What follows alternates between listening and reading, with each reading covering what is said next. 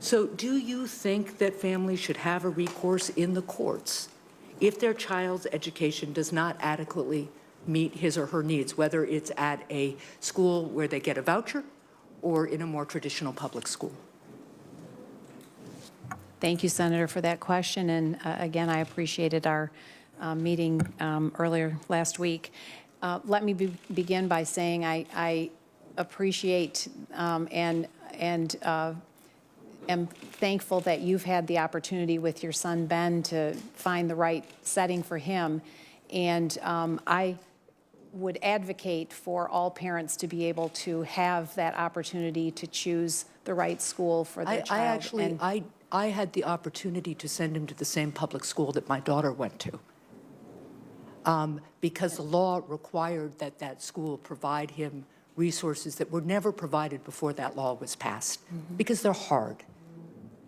And so the question is, will you enforce the law again with regard to kids with disabilities if a voucher program did allow them to go someplace else, and the school said it's just too expensive, we don't want to do it?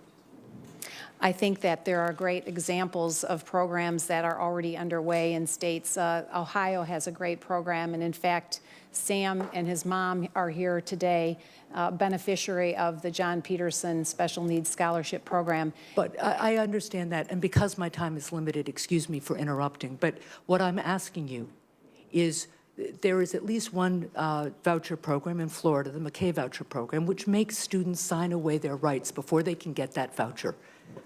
I think that is fundamentally wrong, and I think it will mean that students with disabilities cannot use a voucher system that a department under your leadership might start.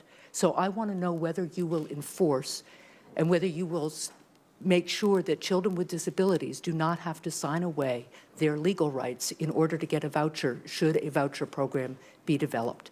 Well, I'd love to comment to the McKay Scholarship Program in Florida, where I believe today 31,000 students are taking advantage of it.